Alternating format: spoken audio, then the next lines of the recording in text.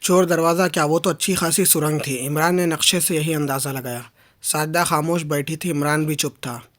مجھے حیرت ہے، اس نے تھوڑی دیر بعد کہا۔ کس بات پر؟ اس رات تم بآسانی کوٹھی میں داخل ہو سکتی تھی۔ یقیناً، اگر وہ نامعقول آواز۔ ہوں، عمران سر ہلا کر بولا۔ لیکن اب پوزیشن دوسری ہے۔ میں نہیں سمجھی۔ محکمہ سراغ رسانی کے سپرنٹینڈنٹ پر حملے کی وجہ سے، وہ پرتشویش لہجے میں بولا۔ نگرانی والے مسلح کانسٹیبلوں کی تعداد میں اضافہ کر دیا گیا ہے اور سادہ لباس والے بھی عمارت کے چاروں طرف دور دور تک پھیل گئے ہیں، لہٰذا اب یہ چور دروازہ بھی کسی کام نہیں آ سکتا۔ آخر پولیس آفیسر پر حملہ کیوں؟ اس کے علاوہ اور کیا مقصد ہو سکتا ہے کہ پہرے داروں کی تعداد میں اضافہ کر دیا جائے؟ وہ ایک ماہر تعمیرات کو وہاں لے گیا تھا، اپنے اس شبے کو یقین میں بدلنے کے لیے کہ عمارت میں تہہ خانے بھی موجود ہیں۔ لیکن حملہ آور کو اس سے کیا فائدہ پہنچ سکے گا؟ یہی فائدہ کیا کم ہے کہ ہم دونوں میں سے کوئی عمارت میں داخل نہ ہو سکے گا۔ اس کا مطلب تو یہ ہوا کہ حملہ آور بھی چور دروازے کا علم رکھتا ہے اور یہ بھی جانتا ہے کہ پولیس کا ذہن کسی چور دروازے کے امکانات پر غور کرنے سے قاصر رہے گا۔ تمہارا کیا خیال ہے؟ عمران نے اس کی آنکھوں میں دیکھتے ہوئے پوچھا۔ میرا تو یہی خیال ہے کہ نشاندہی کے بغیر کوئی بھی اس کا پتہ نہیں لگا سکتا، اسی لیے حملہ آور کی سوجھ بوجھ کا قائل ہونا پڑتا ہے۔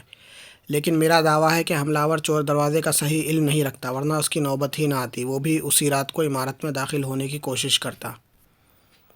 ہو سکتا ہے اس نے کوشش کی ہو اور تمہاری ہی طرح ناکام رہا ہو۔ تم اس زہریلی تصویر کو کیوں بھول جاتی ہو جو کئی آدمیوں کو چٹ کر گئی؟ ظاہر ہے وہ پروفیسر کی موت کے بعد ہی وہاں رکھی گئی تھی۔ گونگے بہرے ملازم نے بھی وہاں اس کی موجودگی پر حیرت ظاہر کی تھی۔ اس عمارت میں اس ملازم کے علاوہ اور کوئی آدمی نہیں تھا۔ اگر وہ صدر دروازے کی طرف سے وہاں لے جائی گئی ہوتی تو اسے ضرور علم ہوتا۔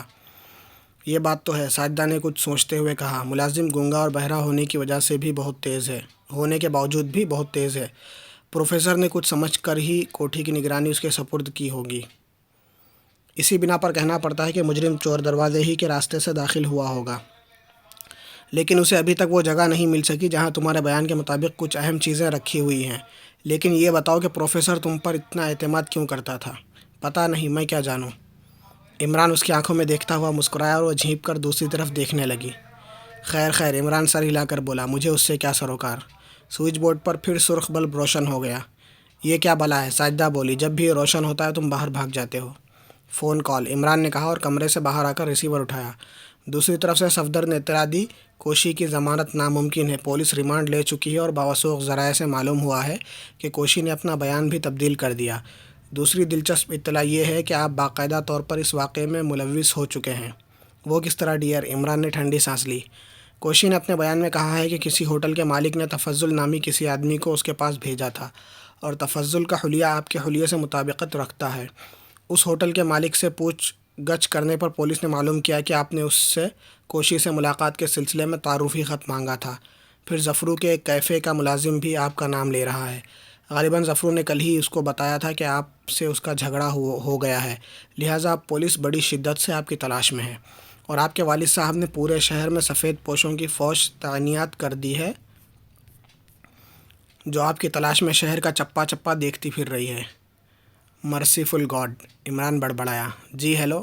کچھ نہیں بھائی، کمال سے کوشی کے متعلق گفتگو کر کے میں نے غلطی کی تھی، لیکن یہ بھی نہیں معلوم تھا کہ اس قسم کے حالات کا سامنا کرنا پڑے گا۔ خیر، 11 بجے رات تک مجھے تازہ ترین حالات سے باخبر رکھنا اور اس کے بعد ان نمبروں پر رنگ کرنا جس پر پیغامات ریکارڈ ہوتے ہیں، کیونکہ 11 بجے کے بعد میں عمارت چھوڑ دوں گا۔ اچھا، شب بخیر۔ عمران نے ریسیور رکھ دیا۔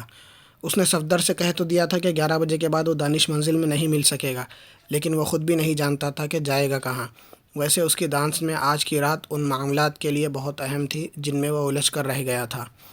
ٹیلی فون والے کمرے سے واپسی پر ساجدہ نے اس سے کہا، تم تنہا نہیں ہو، میں بھی دیکھ رہا ہوں۔ میرا مطلب نہیں سمجھے، میں یہ کہہ رہی تھی کہ تمہارے ساتھ کچھ اور لوگ بھی کام کر رہے ہیں۔ بڑی قسم کی بدماشیاں مددگاروں کے بغیر عمل میں آ ہی نہیں سکتی، عمران نے جواب دیا۔ تو پھر تم نے اس آدمی داور کے لیے کیا کیا؟ اوہ، تم شاید یہ سمجھتی ہو کہ وہ ہمیں کھو دینے کے بعد بھی وہاں موجود ہوگا۔ پھر بھی دیکھ لینے میں کیا حرج تھا؟ میں ضرورتاً ہی وقت برباد کرنے کا عادی ہوں۔ اوہ، مجھے کیا؟ ساجدہ نے لاپرواہی سے کہا۔ عمران مسلسل سوچے جا رہا تھا، لیکن کوئی ایسی تدبیر سمجھ میں نہیں آ رہی تھی جو اسے پروفیسر کی کوٹھی کے اندر پہنچا سکتی۔ اس نے سوچا اس سلسلے میں سر سلطان کو فون کرے، لیکن پھر فوراً ہی خیال آیا کہ اس کے باپ رحمان صاحب نے کوئی بھی امکان وسیلہ نظر انداز نہ کیا ہوگا جس سے اس تک پہنچ ہو سکتی۔ سر سلطان کا فون خاص طور پر ٹیپ کیا جا رہا ہوگا، حتیٰ کہ ان کے بنگلے کے آس پاس سادہ لباس والے بھی موجود ہوں گے۔ ویسے اس اسٹیج پر سر سلطان کی بعض حالات سے بے خبری مناسب بھی نہیں تھی۔ وہ سوچتا رہا اور ساجدہ خاموش بیٹھی اسے گھور رہی تھی۔ تھوڑی دیر بعد اس نے پوچھا، کیا تم آج رات کو کوشش کرو گے؟ ہوں۔ عمران چونک کر بولا، کیا کہا؟ تم پروفیسر کی کوٹھی میں داخل ہونے کی کوشش کرو گے؟ بہت مشکل ہے، ابھی تک میں ایسا کوئی صفوف ایجاد نہیں کر سکا جس کی پھکی مار کر دوسروں کی نظروں سے غائب ہو جاؤں۔ عمارت اس طرح نگرانی کرنے والوں کے نرغے میں ہے کہ وہاں پرندہ پر نہیں مار سکتا۔ گردش کرنے والی سرچ لائٹیں میلوں تک خبر لاتی ہیں۔ بس تو پھر صبر کرو۔ صبر ہی تو نہیں کر سکتا، ورنہ خود آج تھانے دار ہوتا اور کوئی صاحب ڈینگے مارتے پھر رہے ہوتے کہ میاں اپنا داماد تھانے دار ہے، جسے کہو پھانسی دلوا دوں۔ چچ شدت سے احساس ہے تمہیں اپنے کنوارے پن کا، وہ بسور کر بولی۔ عمران نے ٹھنڈی سانس لی اور خود بھی بسورنے لگا، لیکن اس کے بسورنے میں ایسی بے ساختگی تھی کہ ساجدہ شرمندہ سی نظر آنے لگی۔ ایسا معلوم ہو رہا تھا جیسے اسے اپنے اس ریمارک پر افسوس ہو۔ اس نے دیکھا کہ اب عمران کی آنکھیں بھی ڈبڈبا آئی ہیں، پھر اس کے گالوں پر دو موٹے موٹے قطرے ڈھلکتے نظر آئے۔ میرا یہ مطلب نہیں تھا، وہ ہکلائی۔ عمران کچھ نہ بولا، آنسو ابل ابل کر گالوں پر بہتے رہے۔ بھائی یہ کیا ہے؟ وہ اس کا شانہ پکڑ کر ہلاتی ہوئی بولی۔ رہنے دو، عمران بھرائی ہوئی آواز میں بولا، بہت بدقسمت آدمی ہوں، اگر شادی کر لی ہوتی تو اس مصیبت میں کیوں پھنستا؟ ضروری نہیں ہے کہ جن کا رجحان ایڈونچر کی طرف ہوتا ہے وہ شادی کے بعد بھی۔ نہیں غلط ہے۔ عمران اس کی بات کاٹ کر روحان سی آواز میں بولا، ایسا ہرگز نہیں ہوتا، پھر تو بیوی ایڈونچر بن کر رہ جاتی ہے۔ چلو بس اب خاموش بھی رہو، رات کے کھانے کا کیا ہوگا؟ اے خدا! عمران اپنی پیشانی پر ہاتھ مار کر بولا، شادی نہ کر کے ہی میں نے کون سا بڑا تیر مارا، جبکہ اس کے باوجود بھی رات کے کھانے کا کیا ہوگا؟ تم آخر مجھے الو کیوں بنا رہے ہو؟ ساجدہ نے جھنجھلا کر کہا، اگر خود ہی ترکیب بتا دو تو الو بھی بنا سکتا ہوں۔ اچھا خاموش رہو۔ اتنے میں سوئچ بورڈ پر پھر ٹیلی فون کا اشارہ نظر آیا۔ جاؤ، وہ اسے دروازے کی طرف دھکیلتی ہوئی بولی، شادی شدہ لوگ مجھ سے زیادہ بری حالت میں تو نہ ہوں گے۔ اس نے پھر صفدر کی کال ریسیو کی۔ وہ دوسری طرف سے کپ کپاتی ہوئی آواز میں کہہ رہا تھا، میں دیر سے ایک ایسے آدمی کا پیچھا کر رہا ہوں جس پر مجھے اس چینی کا شبہ ہوتا ہے جو آپ کے بیان کے مطابق مادام نشیکا کے قتل میں ملوث تھا۔ وہ سعودی عرب کے باشندوں کے سے لباس میں ہے، چہرے پر داڑھی بھی ہے، لیکن آنکھیں عربوں کی سی نہیں معلوم ہوتی۔ یہ بھی اتفاقاً ہی دیکھ سکا کیونکہ اس نے تاریک شیشوں والی اینک لگا رکھی ہے۔ پچھلی بار میں نے جس دکان سے آپ کو فون کیا تھا وہاں موجود تھا، اس نے شیشہ صاف کرنے کے لیے اینک اتاری تھی۔ اب تم کہاں سے بول رہے ہو؟ عمران نے پوچھا۔ گرینڈ فائر ورکس کے برابر والے ڈرگ سٹور سے۔ وہ گرینڈ فائر ورکس کے شو روم میں موجود ہے، اور یہ grand fire works Stanley road اور کمیو اسٹریٹ کے چوراہے پر ہے۔ بہت خوب، تعاقب جاری رکھو، عمران نے کہا۔ پھر قبل اس کے کہ صفدر سلسلہ منقطع کرتا عمران نے کہا، تمہاری گاڑی میں 09 کا سیٹ موجود ہے؟ جی ہاں ہے۔ تو اب اسی پر مجھ سے رابطہ قائم رکھو، وہ نظر سے اوجھل نہ ہونے پائے۔ میں 5 منٹ بعد اسی 09 ہی پر تمہیں کوشن دوں گا، لیکن محتاط ہو کر گفتگو کرنا جس کا تعاقب کر رہے ہو۔ عمران ابھی بات پوری نہیں کر پایا تھا کہ سلسلہ منقطع ہو گیا۔ اس نے بھی ریسیور رکھ دیا اور تیزی سے آپریشن روم میں آ کر 09 ٹرانسمیٹر کا سوئچ آن کر دیا اور کلائی کی گھڑی دیکھتا رہا۔ ٹھیک 5 منٹ گزر جانے کے بعد اس نے سیکرٹ سروس کا مخصوص کوشن دیا۔ دوسری طرف سے فوراً ہی جواب بھی مل گیا۔ ٹھیک ہے، عمران نے کوڈ ورڈز میں کہا، میں یہاں موجود ہوں، تم کوڈ ورڈز میں مجھے خاص حالات سے آگاہ کرتے رہو گے۔ کمال ہے، آپ نے ہمارے کوڈ ورڈز بھی سیکھ لیے، عمران نے اس کا جواب دیے بغیر کہا، اوور اینڈ آل۔ اب آپریشن روم ہی میں بیٹھنا تھا۔ ساجدہ کو ساؤنڈ پروف کمرے ہی میں چھوڑ آیا تھا۔ ہیلو، دفاتن ٹرانسمیٹر سے آواز آئی۔ عمران نے جواب دیا۔ دوسری طرف سے صفدر ہی کی آواز آئی، وہ پھر ایک آتش بازی ہی کے کارخانے میں داخل ہو رہا ہے۔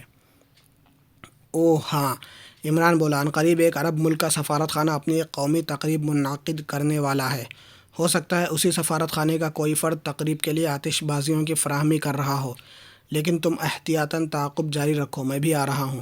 کچھ دیر بعد بذریعہ ریڈیو کارڈ تم سے رابطہ قائم کر لوں گا، over and all. Imran make up room کی طرف جھپٹا۔ ہاتھ پر ہاتھ رکھے بیٹھے رہنے سے بہتر تھا کہ کچھ نہ کچھ کرتا رہتا، لیکن میک اپ سے پہلے ایک بار ساجدہ سے ملنا ضروری تھا، اس لیے پھر ساؤنڈ پروف کمرے کا رخ کرنا پڑا۔ میں جا رہا ہوں، اس نے اس سے کہا۔ رات کے کھانے میں تم سلائس اور ڈبوں میں محفوظ غذاؤں پر گزارا کرو گی، اور میری عدم موجودگی میں تمہیں اسی کمرے تک محدود رہنا پڑے گا۔ کیا تم اب بھی مجھ پر اعتماد نہیں کرو گے جبکہ میں نے تمہیں سب کچھ بتا دیا ہے؟ اس کمرے سے باہر تمہاری زندگی کی ضمانت نہیں دی جا سکتی۔ میرے خدا، کس مصیبت میں پھنس گئی ہوں۔ عمران کچھ کہے بغیر چلا آیا تھا اور مطلوبہ اشیاء خوردنی ساؤنڈ پروف کمرے میں پہنچائی تھی۔ میک اپ روم میں 20 منٹ سے زیادہ نہیں صرف ہوئے۔ بہتیرے ریڈی میڈ میک اپ पहले से तैयार रहते थे। रेडियो कार कंपाउंड से बाहर निकलते ही उसने ट्रांसमीटर का स्विच ऑन कर दिया। Hello hello, SSI speaking, Imran आहिस्ता से बोल रहा था। हेलो, दूसरी तरफ से आवाज़ आई। S please. कहाँ हो? ओवर, विक्टोरिया रोड पर। पैराडाइज वाली क्रॉसिंग गुजर गई है। ओवर। फ़िक्र ना करो, चलते रहो, मैं भी रेडियो कार में हूँ। ओवर, इमरान ने कहा। फिर काफ़ी देर तक सफदर उसे उन राहों के मुताल्लिक़ बताता रहा जिस पर वो उस नामालूम आदमी का ताक़ुब कर रहा था। और फिर एक जगह इमरान ने उसे जा ही लिया और उसकी गाड़ी भी पहचान ली। हेलो, उसने कहा, मैं ठीक तुम्हारे गाड़ी के पीछे हूँ। मेरे आगे कत्थई रंग वाली गाड़ी है। दूसरी तरफ से सफदर की आवाज़ आई। ठीक है, मैं देख रहा हूँ, इमरान ने कहा। अब मैं दोनों गाड़ियों के दरमियान आने की कोशिश कर रहा हूँ, लेकिन तुम वापस नहीं जाओगे। मेरी गाड़ी के पीछे रहना। ओवर। ओके, दूसरी तरफ से आवाज़ आई। अगले चौराहे पर इमरान को मौका मिल ही गया। अब सफदर की कार उसकी कार के पीछे थी और वो कत्थई गाड़ी का ताक़ुब कर रहा था। कत्थई गाड़ी एक जगह फिर रुकी। इमरान ने अपनी गाड़ी निकाल कर फुटपाथ से लगा दी और उक़बनुमा आईने में देखने लगा। अरब कत्थई गाड़ी से उतरकर एक दुकान में दाखिल हो रहा था। इमरान ने नोट किया कि वो भी आतिशबाजी ही की दुकान थी। सफदर ने अपनी गाड़ी इमरान की गाड़ी से भी आगे ले जाकर रोकी। इमरान उक़बनुमा आईने ही की तरफ देख रहा था। तकरीबन 15-20 मिनट बाद अरब दुकान से बरामद हुआ। इस बार उसने बहुत सी हवाइयों का गट्ठर बगल में दबा रखा था। वही है, इमरान आहिस्ता से बड़बड़ा। इस बार वो उसके चलने के अंदाज़ पर तवज्जो दे सका था। वो 100% संगी था, लेकिन ये हवाइयाँ। वो सोचने लगा, आखिर हवाइयों की ज़रूरत क्यों पेश आई? क्या वो सचमुच किसी अरब सफारत खाने को भी धोखा दे रहा है? कत्थई गाड़ी फिर बीच सड़क पर आ गई थी। ताक़ुब दोबारा शुरू हो गया। हेलो, इमरान ने ट्रांसमीटर पर सफदर को मुखातिब किया। पिछली दुकानों से भी उसने कुछ ख़रीदा था। ओवर। नहीं, उन दुकानों से खाली हाथ ही बरामद होता रहा था। ओवर। इमरान खामोश हो गया। वो उन्हें हवाइयों के मुताल्लिक़ सोचा जा रहा था। आखिर क्या चक्कर था? ताक़ुब जारी रहा। कुछ देर बाद इमरान ने महसूस किया जैसे कत्थई कार वाले को उस ताक़ुब का इल्म हो गया हो, क्योंकि वह अब गालिबन बेमकसद ही अपनी गाड़ी को गैर अहम गलियों में लिए फिर रहा था। इस बार जैसे ही वो एक सड़क पर पहुंचा, इमरान ने ट्रांसमीटर पर सफदर को मुतवज्जो करते हुए कहा, अब तुम अपनी गाड़ी मेरे गाड़ी के आगे लाओ और ताक़ुब जारी रखो। गालिबन उसे शुबा हो गया है। मैं भी यही महसूस कर रहा हूँ, सफदर ने जवाब दिया। तुम उसके पीछे लगे रहो और मुझे रास्तों के मुताल्लिक़ बताते रहो। ओके, सफदर की आवाज़ आई। इमरान ने अपनी गाड़ी की रफ़्तार किसी कदर सुस्त कर दी। सफदर आगे बढ़ गया। फिर उसके बाद तो कई गाड़ियाँ इमरान और कत्थई कार के दरमियान हायल हो गई थीं। कुछ देर बाद सफदर की आवाज़ आई, चौराहे के बाएं जानिब। ठीक है, इमरान बोला। उसके बाद शायद 2 मिनट बाद आवाज़ आई, गाड़ी रुक गई है और वो ख़रीदे हुए सामान समेत एक इमारत में दाखिल हो रहा है। गुड, अब होशियारी की ज़रूरत है, मुहतात रहो। इमरान आगे बढ़ता चला गया। कुछ दूर पर कत्थई कार नज़र आई जो अब खाली थी, और सड़क के दूसरे किनारे पर सफदर की कार नज़र आई। इमरान कहता हुआ गुजर गया। हेलो, मैं इमारत की पुश्त पर पहुंच रहा हूं, तुम इधर ही से नज़र रखना। ये एक 3 मंजिला इमारत थी जिसमें बहुत से फ्लैट थे। उसकी पुश्त वाली गली काफ़ी कुशादा थी। इमरान अपनी गाड़ी इमारत के मोड़ ही पर छोड़कर उस गली में पैदल दाखिल हुआ था। यहाँ ज़्यादातर मिस्त्रियों और लोहारों की दुकानें थीं। इत्तेफाकन उस इमारत के सामने एक छोटा सा चायखाना नज़र आया। इमरान वहीं जा बैठा और फिर सोचने लगा, आखिर वो यहाँ क्यों आया है? क्या तुक है? क्या ये ज़रूरी है संगी इधर से कहीं और जाए? फिर ऐसी सूरत में यहाँ क्यों वक्त बर्बाद किया जाए? हो सकता है सफदर को किसी मरहले पर उसकी मदद की ज़रूरत पेश आए। यहाँ बैठे रहकर तो कुछ भी ना कर सकेगा, क्योंकि ट्रांसमीटर तो गाड़ी ही में है। उसने बैठते ही चाय तलब की थी और अब सोच रहा था कि वो तो जहर मार करनी ही पड़ेगी। चाय आई और वो जल्दी जल्दी पीने लगा, लेकिन ठीक उसी वक्त उसे एहसास हुआ कि इस तरफ आकर उसने गलती नहीं की थी। इमारत के उकबी ज़ीनों से संघी गली में पहुंच चुका था और हवाइयों का गठरा अब भी उसके बगल में दबा हुआ था, लेकिन अब उसके जिस्म पर अरबी लिबास के बजाय मलेशिया की शलवार और लंबी कमीज़ थी। चेहरे के मेकअप में भी उसने कोई तब्दीली नहीं की थी। वो ज़ीनों के करीब खड़ा गालिबन किसी सवारी का मुंतज़िर था। इमरान ने सोचा, ख़ुद उसकी गाड़ी उसके नज़रों में आ चुकी है, लिहाजा उसको तो अब ताक़ुब के लिए इस्तेमाल करना मुनासिब ना होगा। फिर क्या ज़रूरी है कि जिस वक्त उसे कोई सवारी मिले वो कोई सवारी हासिल करने में कामयाब ही हो जाए? उलझन की बात थी। कुछ भी हो, अब वो संगी का सुराख खो देने पर तैयार नहीं था। उसने चाय की कीमत अदा की और वहीं बैठा रहा। फिर दफ़ातन उसने देखा कि संगी मुखालिफ सिमत में पैदल ही चल पड़ा है। इमरान ने इत्मीनान की सांस ली। वो भी उठा और उसके पीछे चल पड़ा। वो सोच रहा था, हो सकता है अगली सड़क पर वो किसी टैक्सी में बैठ जाए। अगली सड़क पर टैक्सियों का अड्डा भी था। इमरान को कोई दुश्वारी पेश ना आई। दूसरी सड़क पर पहुंचकर वो तेज़ी से टैक्सियों के अड्डे की तरफ बढ़ा। उस वक्त वहाँ और ख़ाली टैक्सियाँ खड़ी थी। उसने संगी को एक की तरफ झपटते देखा, लेकिन ख़ुद इत्मीनान से टहलता हुआ दूसरी टैक्सी की तरफ बढ़ता रहा। संगी टैक्सी पर बैठ चुका था। उसकी टैक्सी चल पड़ी। फिर कबल उसके कि इमरान दूसरी टैक्सी तक पहुंचता, वो भी स्टार्ट होकर उसके पीछे चल पड़ी। اس غیر متوقع صورتحال پر عمران بوکھلا گیا اور اس حد تک بوکھلایا کہ ٹیکسی چیختا ہوا تھوڑی دور تک اس کے پیچھے دوڑا بھی اور وہ نامراد ٹیکسی کا نمبر بھی نہ دیکھ سکا۔ دونوں ٹیکسیاں اگلے موڑ پر نظروں سے اوجھل ہو گئیں اور وہ وہیں کھڑا بے بسی سے ہاتھ ملتا رہ گیا۔ اس دوران میں کوئی خالی رکشہ ادھر سے نہ گزرا۔ ادھر ادھر نظر دوڑائی، شاید کوئی موٹر سائیکل ہی کہیں کھڑی نظر آ جائے، لیکن یہ موقع بھی انہی اتفاقات میں سے تھا جنہیں عام طور پر بدنصیبی سے یاد کیا جاتا ہے۔ پھر وہ ہاتھ جھلاتا ہوا اسی گلی کی طرف پلٹا جس کے دوسرے موڑ پر اپنی گاڑی چھوڑی تھی۔ گاڑی میں بیٹھ کر اسی سڑک سے گزرتے وقت جہاں صفدر کی موجودگی کا امکان تھا، اس نے ٹرانسمیٹر پہ کہا، hello S, hello S, hello S speaking. دوسری طرف سے آواز آئی۔ وہ نکل گیا، عمران نے کہا، لیکن آج کچھ نہ کچھ ہو کر رہے گا۔ اس عمارت میں وہ لباس تبدیل کرنے گیا تھا۔ اس کے بعد پچھلی گلی میں وہ ملیشیا کی قمیض اور شلوار میں نظر آیا۔ ہوائیوں کا گٹھڑا اس وقت بھی بغل میں دبا ہوا تھا۔ خیر، تم اس عمارت کے اس حصے کو چیک کرنے کی کوشش کرو جہاں اس نے اپنا پچھلا لباس چھوڑا ہو۔ اوور۔ بہت بہتر۔ دوسری طرف سے آواز آئی، اور کچھ؟ مجھے ٹرانسمیٹر پر نتائج سے مطلع کر دینا۔ اوور اینڈ آل، عمران نے کہا اور ایکسیلیٹر پر مزید دباؤ ڈال کر رفتار تیز کر دی۔ وہ سوچ رہا تھا کہ کچھ بھی ہو جائے، سر سلطان سے بہرحال ملاقات ہونی ہی چاہیے۔ اس کے خیال کے مطابق سر سلطان اس وقت آفیسرز برج کلب میں مل سکتے تھے، لیکن وہاں داخلے کا مسئلہ ٹیڑھا تھا۔ غیر ممبر کسی ممبر ہی کے ساتھ اس کی حدود میں قدم رکھ سکتا تھا۔ بہرحال وہ آفیسرز برج کلب کی طرف روانہ ہوا۔ پھاٹک پر چوکیدار موجود تھا۔ گاڑی روک کر عمران نے اسے اپنی طرف آنے کا اشارہ کیا۔ سر سلطان سے جا کر کہو کوٹھی سے ایک صاحب آئے ہیں، بیگم صاحب پر دل کا دورہ پڑ گیا ہے، فون خراب تھا اس لیے یہاں تک آنا پڑا، جلدی جاؤ۔ چوکیدار نے دوسرے باوردی آدمی کو بلا کر سر سلطان تک یہ پیغام پہنچانے کو کہا اور عمران سے بولا، گاڑی اندر لے لیجئے۔ عمران نے گاڑی بیک کی۔ چوکیدار ایک طرف ہٹ گیا تھا۔ وہ گاڑی کو پورچ تک لیتا چلا گیا۔ کچھ دیر بعد سر سلطان برآمدے میں نظر آئے۔ چہرے پر سراسیمگی کے آثار تھے۔ عمران نے محسوس کیا کہیں اپنی کار کی طرف نہ دوڑے جائیں، اس لیے فوراً گاڑی سے نکل کر ان کی طرف بڑھا اور قریب پہنچ کر آہستہ سے بولا، عمران ہوں۔ لا حول ولا قوہ، وہ جھنجھلا کر بولے اور اسے گھورنے لگے۔ عمران نے مسکرا کر کہا، سب خیریت ہے، فکر نہ کیجیے، لیکن اس طرح کیا بےہودگی ہے؟ مجبوری۔ آئیے گاڑی میں بیٹھ جائیے، میری گاڑی، اسے فی الحال یہیں چھوڑ دیجیے، عمران نے کہا اور سر سلطان طوعاً و کرہاً اس کی گاڑی میں جا بیٹھے۔ چہرے پر جھنجھلاہٹ کے آثار تھے۔ عمران نے انہیں بتانا شروع کیا کہ وہ اعلانیہ یا ان کے گھر پر ان سے نہ مل سکتا، کیونکہ نہ صرف پولیس کو اس کی تلاش ہے بلکہ اس کے باپ کا محکمہ بھی پوری تندہی سے اس کے خلاف حرکت میں آ گیا ہے۔ مجھے سب کچھ بتاؤ، سر سلطان نے کہا۔ گاڑی سڑکوں پر یوں ہی بے مقصد دوڑتی پھر رہی تھی۔ عمران نے پوری روایت دہرائی اور سر سلطان طویل سانس لے کر بولے، تو یہ دونوں قتل تمہاری ذات سے وابستہ ہیں، حفاظت خود اختیاری کے طور پر۔ اگر میں انہیں نہ مارتا تو مجھے ختم کر دیتے، لیکن تم مجھ سے کیوں ملنا چاہتے تھے؟ صرف یہ معلوم کرنے کے لیے کہ محکمہ سراغ رسانی کی لسٹ پر وہ کیسے پہنچا تھا۔ میرا مطلب ہے پروفیسر راشد۔ بعض مشتبہ غیر ملکیوں سے اس کے کسی قسم کے تعلقات تھے، لیکن یہ فیاض پر کس نے فائر کیا تھا؟ سنگھی کے علاوہ اور کون دن دہاڑے ایسی حرکت کر کے صحیح و سلامت نکل سکتا؟ آخر کیوں؟ کسی وجہ سے وہ نہیں چاہتا کہ کوئی ماہر تعمیرات اس عمارت کے متعلق اپنا خیال ظاہر کرے۔ اچھی بات ہے، انہوں نے کچھ دیر خاموش رہ کر کہا۔ اگر تم اس عمارت میں داخل ہونا چاہتے ہو تو یہ کوئی ایسی بڑی بات نہیں۔ ہرگز نہیں جناب، عمران بولا۔ اگر آپ نے اپنے اختیارات کو کام میں لا کر کچھ کرنا چاہا تو آپ کو اس کے لیے جوابدہ بھی ہونا پڑے گا، اور میں اسے پسند نہیں کرتا کہ سنگھی کو قابو میں لائے بغیر ہم کوئی چیز تحریر میں لائیں۔ سر سلطان تھوڑی دیر تک خاموش رہے، پھر بولے، تم ٹھیک کہتے ہو۔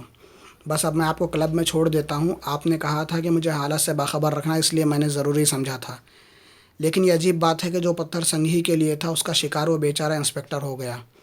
میرا خیال ہے کہ سنگھی نے اسے دیکھا ہی نہ ہوگا، ورنہ اس کی موت یقینی تھی۔ اب کیا وہ اتنا ہی گھامڑ ہے؟ سر سلطان نے کہا، ہر آدمی کسی نہ کسی کمزوری کا شکار ہے۔ ہیرے سنگھی کے کمزوری ہیں، انہیں دیکھ کر پاگل ہو جاتا ہے۔ یقین کیجیے اگر اس پتھر پر اس کی نظر پڑی ہوتی تو سارے جھگڑے ہی نہ اٹھتے۔ ہوں، اور یہ انجمن بے باکاں، فکر نہ کیجیے، عمران سر ہلا کر بولا۔ جہاں چند بے فکرے مل بیٹھے، ایک عدد انجمن کا قیام عمل میں آ گیا۔ اجتماعی حماقتیں زیادہ دلچسپ اور شاندار ہوتی ہیں۔ اب بس واپس چلو کلب کی طرف، سر سلطان نے کہا۔ ابھی تمہارے باپ کے کان کھینچنا ہے۔ کیا کہیے گا؟ یہی کہ محکمہ خارجہ اسے پسند نہیں کرتا کہ عمران کی نگرانی کی جائے، الزام کچھ ہو۔ عمران نے انہیں کلب میں چھوڑا اور پھر گاڑی سڑک پر لے آیا۔ ٹرانسمیٹر کا سوئچ آن کر کے صفدر سے رابطہ قائم کرنے کی کوشش کی، لیکن جواب نہ ملا۔ اب وہ دانش منزل کی طرف واپس جا رہا تھا اور سنگھی کی خریدی ہوئی ہوائیاں اب بھی اس کے ذہن میں چکرا رہی تھیں۔ دانش منزل پہنچتے پہنچتے 9 بج گئے۔ ساجدہ ساؤنڈ پروف کمرے میں پڑی بور ہو رہی تھی۔ ہم آج کسی نہ کسی طرح عمارت میں داخل ضرور ہوں گے، عمران نے کہا۔ جہنم میں گئی عمارت، میں اب یہاں نہیں ٹھہر سکتی۔ گھبراؤ نہیں، تمہیں بھی ساتھ لے چلوں گا۔ اور اگر کسی نے مجھے پہچان کر گولی مار دی تو؟ ساجدہ نے طنزیہ لہجے میں پوچھا۔ کیا پرواہ ہے؟ کیا مطلب؟ ساجدہ نے آنکھیں نکالی۔ میری عدم موجودگی میں کہیں ماری گئیں تو کیا فائدہ؟ میں تو الجھن میں پڑا رہوں گا کہ اب تک ماری بھی گئیں یا نہیں۔ سچ مچ پتھر ہو، وہ برا سا منہ بنا کر بولی۔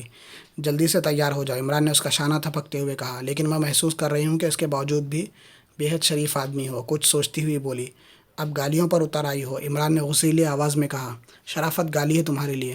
بالکل، گالی ہی نہیں بلکہ بددعا بھی ہے، کیونکہ شریف آدمی ایڑیاں رگڑ کر مرتے ہیں اور جانکنی کی تکلیف بھی انہیں پر وارد ہوتی ہے، اور غیر شریف آدمی اس طرح کھٹاک سے مر جاتے ہیں کہ مرتے مرتے بھی اسے یقین نہیں آ سکتا کہ وہ مر رہا ہے۔ Heart failure. چلو ختم کرو، وہ برا سا منہ بنا کر بولی۔ مجھے کیا کرنا ہے؟ بس میرے ساتھ چلو گی۔ آدھے گھنٹے بعد وہ سیاہ رنگ کی ایک وین میں بیٹھ رہے تھے، خود بھی سیاہ پوش تھے اور ان کے سروں پر چمڑے کے ایسے خود تھے جنہیں چہرے پر کھینچ لینے سے صرف آنکھیں ہی نظر آ سکتی تھی، یعنی وہ نقاب کا بدل بھی ثابت ہو سکتے تھے۔ عمران نے جیسے ہی ٹرانسمیٹر کا سوئچ آن کیا، آواز آئی، hello I, hello I, I hello, hello I speaking. خیریت ہے، آپ کہاں ہیں؟ پروفیسر کی کوٹھی دھوئیں کے بادلوں میں گم ہے۔ کیا مطلب؟ جلدی سے وضاحت کرو۔ میرا خیال ہے کہ کوٹھی سے 2 فرلانگ کے فاصلے پر دائرے کی شکل میں بے شمار ہوائیاں چھوٹی اور بیک وقت کوٹھی پر گری اور فضا ہی میں ہلکی ہلکی آوازوں کے ساتھ پھٹ گئیں، اور اب کوٹھی گہرے دھوئیں میں لپٹی ہوئی ہے۔ نگرانی کرنے والے نکل بھاگے ہیں اور دھڑا دھڑ گر گر کر بے ہوش ہو رہے ہیں۔ اوور، میں پہنچ رہا ہوں، کوٹھی سے قریب ہی ہوں۔ اوور آل، عمران نے کہا اور گاڑی کی رفتار تیز کر دی۔ ساجدہ اس کے برابر ہی بیٹھی اسے متحیرانہ نظروں سے گھور رہی تھی۔ غالباً وجہ حیرت ٹرانسمیٹر نہیں بلکہ وہ ناقابل فہم زبان تھی جس میں وہ دوسری طرف سے بولنے والے سے گفتگو کرتا رہا تھا۔ دوسری آواز کی بھی کوئی بات اس کے پلے نہیں پڑی تھی۔ یہ تم کس زبان میں بول رہے تھے؟ آخرکار اس نے پوچھا۔ اس کو سسرالی زبان کہتے ہیں۔ خصوصیت اس کی یہ ہے کہ دوسرے سننے والوں کو یہی محسوس ہوتا ہے جیسے کتے بھونک رہے ہوں۔ نہیں، میرا خیال ہے کہ تمہیں کوئی اہم اطلاع ملی ہے، کیونکہ تم نے اس کے بعد رفتار تیز کر دی ہے۔ عمران کچھ کہنے ہی والا تھا کہ ٹرانسمیٹر سے آواز آئی، ہیلو ہیلو آئی۔ ہمیں کیا کرنا چاہیے؟ یہاں بالکل سناٹا ہے، زیادہ تر پہرے دار کوٹھی کے آس پاس بے ہوش پڑے ہیں۔ جہاں ہو وہیں ٹھہرو، عمران نے کہا۔ اپنے آدمیوں کو بھی روکے رکھو، پولیس کو اطلاع دینے کی ضرورت نہیں۔